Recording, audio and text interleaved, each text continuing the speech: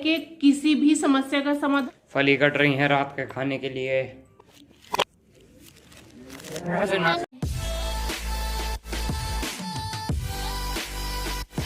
Hello जी, good evening. कैसे हो आप सभी? आप सभी स्वस्थ होंगे, व्यस्त होंगे और अपनी अपनी लाइफ में मस्त होंगे, है ना? सही कह रही हूँ ना?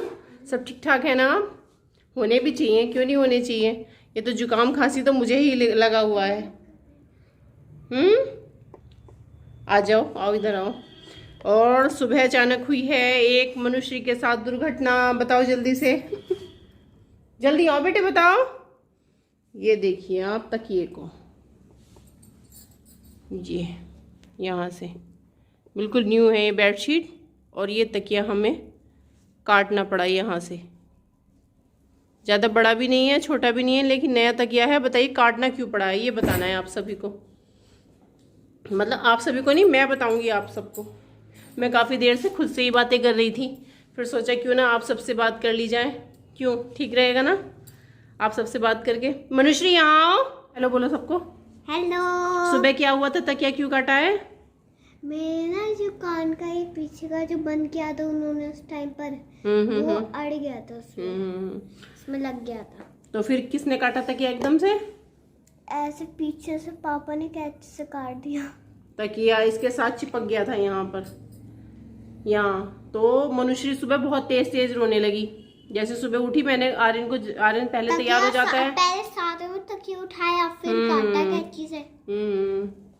यहाँ से है ना, दम से मर गई। मैं ना नींद में जब उठ के ऊपर को उठने लग गई तो मेरे बहुत तेज से दर्द हुआ था यहाँ पे। फिर उसके बाद तो इसके पापा तुरंत कैंची लेके तुरंत दौड़ के आए। कह रहे क्या हुआ क्या हुआ? मैंने कहा तकिया से फंस गया। तुरंत कैंची लेके दौड़ के आए कि काट दो ना तकिए को, इतनी प्रॉब्लम में क्यों है, जबकि वो बहुत हल्का सा इल्झा हुआ था, बस ये छूने नहीं दे रही थी।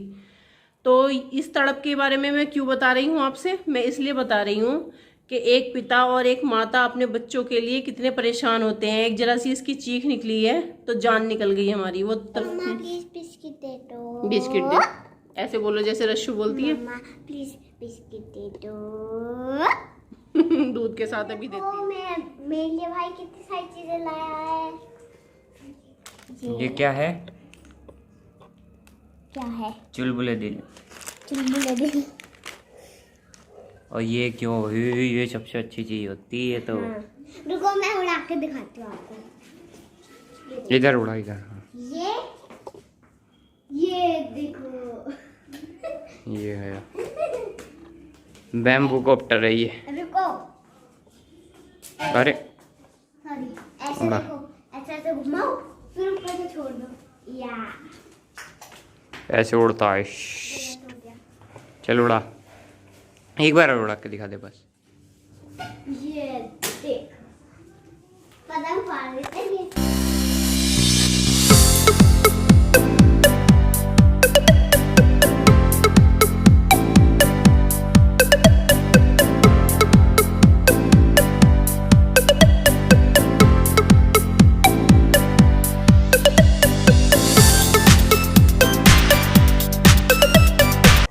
फली कट रही है रात के खाने के लिए। इन्हें बोला जाता है कौरी की फली, और इन्हें साफ करने में इतना टाइम लगता है, इतना बनने में टाइम नहीं लगता है जितना इनको काटने में समय लगता है, साफ करने में लगता है।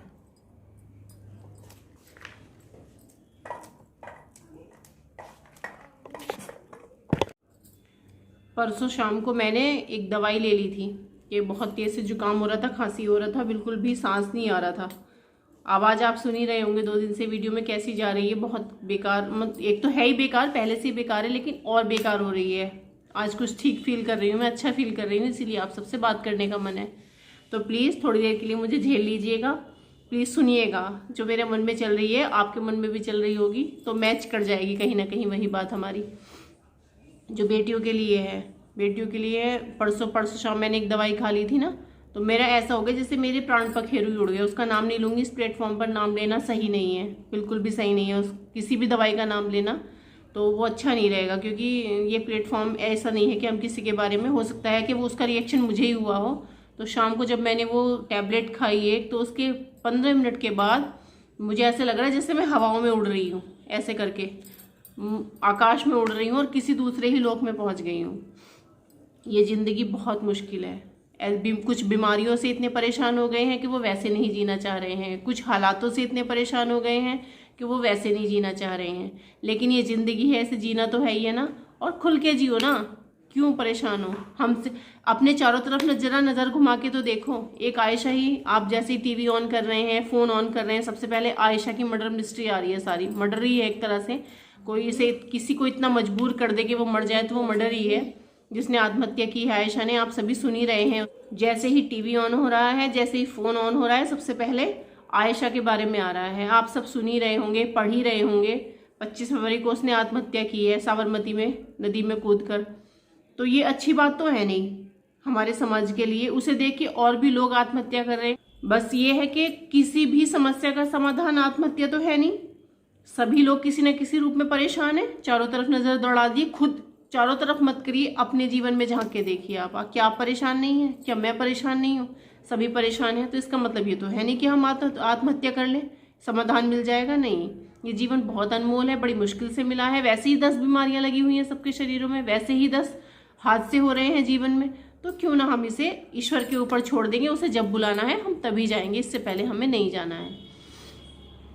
जो भी इस बारे में सोचते हैं गलत सोचते हैं। आयशा के लिए वो परेशान रही, बहुत परेशान रही। शादी का रिश्ता एक समझौते का ही रिश्ता होता है, बाकी नहीं होता।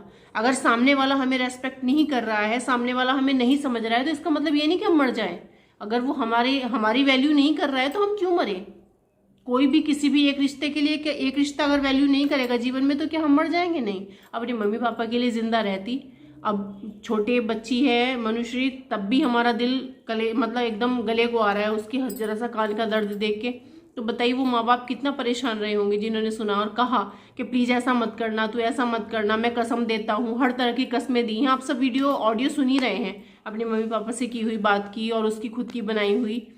तो इतना भी किसी को इतनी प्योरिटी नहीं देनी चाहिए कि हम मर जाएं उसके लिए, कोई भी हो चाहे वो जीवन में। हाँ, एक माँ बाप हैं अपने, उनके लिए हम अपना जीवन भी दे सकते हैं क्योंकि उन्हीं का दिया हुआ जीवन है। और वो फिर भी उससे मांग रहे हैं कि प्लीज़ तो ऐसा मत करना है। उन्होंने तो जीवन दिया था, उनकी तो माननी चाहिए थी।